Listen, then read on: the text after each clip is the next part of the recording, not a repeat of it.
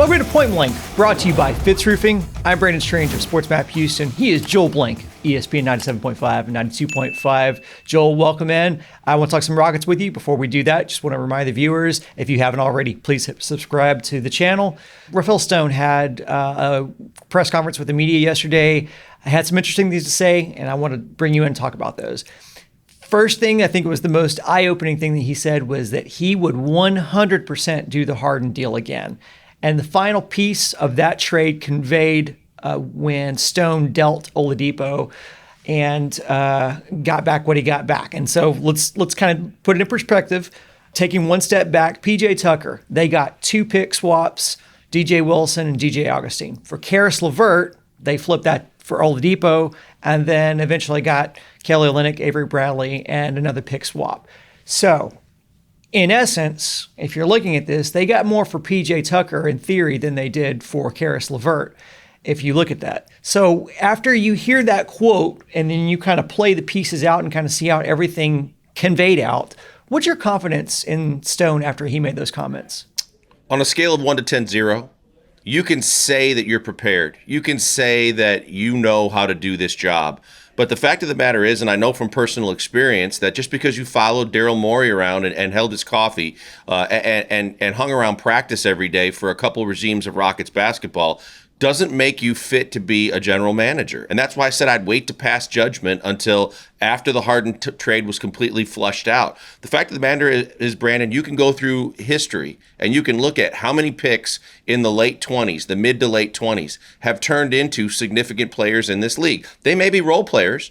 They may be okay, and some of them may not make a team. But the chances of you getting a significant piece or more, those 4 picks that you got when Milwaukee and Brooklyn with the team currently constructed, they're not going to be any better. So your only hope is you can bundle those, trade those for a chance to maybe move up or get another player. But the fact of the matter is, if you kept Karis LeVert and you kept Jared Allen, you had 2 significant young pieces you could build around with a Christian Wood. You still have John Wall. You'd have a pretty decent team. But you took veterans that were expiring or guys that just haven't panned out. You're taking a lot of everybody else's trash and then trying to make it into a treasure, and the chances of that happening are not good. So I think that you went from someone that probably didn't get enough credit for the way that they analyzed talent and how shrewd they were at making deals in Daryl Morey to a guy that had never done it before, but talks like he's smarter and he's playing chess and everyone's playing checkers. You can tell everybody how great these deals are, but until they start coming to fruition and a couple of these players actually start turning out or panning out,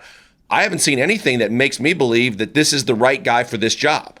I want to get into the comments he had about Oladipo specifically, but before we do that, give us a word for Fitz Roofing. We love the people at Fitz Roofing. Look, they're dedicated to Houstonians. They love the people here, but more so than anything else, they're going to take care of you, whether it's a roofing issue for your business or for your home, or the fact that you had storm damage with the cold weather and need someone to help you do some home repairs or put a new fence in your yard. They do it all, and they do so much more. And the best thing is they do it all for free, at least the free no obligation inspection to start the process. All you got to do is call them 832-521-3001.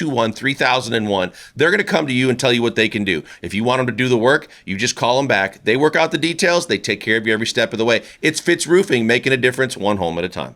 Rafael Stone said that Oladipo was not an organizational fit. Do you think they made that decision before or after Victor Oladipo turned down a 2-year extension? I think it was after, Brandon. I think because simply put, they only made the deal to get him in the first place because he had an expiring contract. And so whether you say it was the owner or if you believe Rafael Stone and the owner has no input and it was completely his decision, they were looking at the bottom line and they didn't want to take on the commitment of Allen and LeVert. So they took on an expiring contract.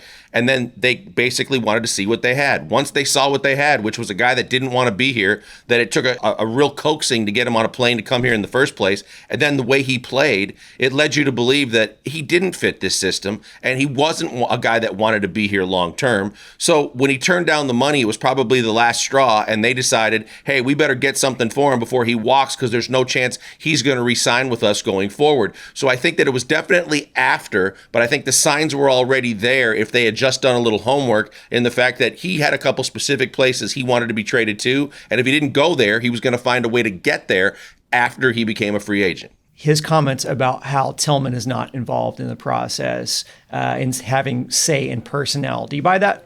Absolutely not. I think that short of Cal McNair, and no one is Cal McNair as we know, every owner that has a financial stake in their team, and we know what kind of financial stake Tillman has, and his hands on everything that he has a stake in business, especially in basketball.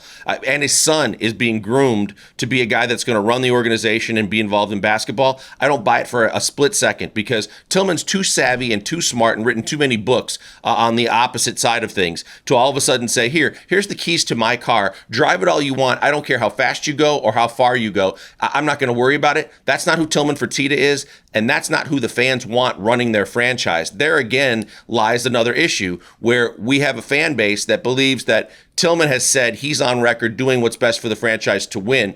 He should have a say-so, and if he doesn't, there's something drastically wrong with that system. Rafael Stone made the comment that we're not going to be able to tell whether the Harden trade was successful or not until 2030. At this point and kind of at this trajectory, will Rafael Stone even be around at that time?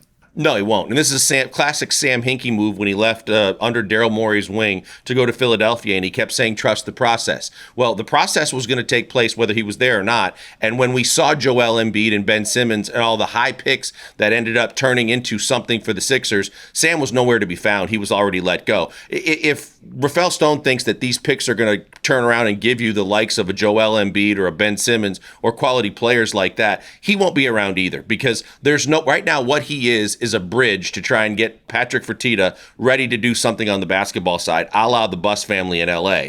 And if it's not going to be a fast process, he's not going to be around because the moves he's made have not been savvy, have not been effective, and so far have shown no one that's a fan of the Rockets that there's a glimmer of hope in terms of a guy that's going to pull the trigger like Daryl did to do things to turn this thing around quickly. I think that's what everybody wants. They're so used to winning, they want to win again quickly, and I don't think that's coming. I think the Rockets are going to have to take their lumps. I think that for everything that Stone said during his press conference about them still being dedicated to winning championships, they had to eat that crow, especially in that press conference, and say, well, we're now admitting we have to press the rebuild and reset button, but we're hopeful that we don't have to press it for too long. Well, if you're looking at it from the outside looking in, they better have something major up their sleeve in the next couple of months. Otherwise, it's going to be a long, cold road to getting back to respectability for the Houston Rockets.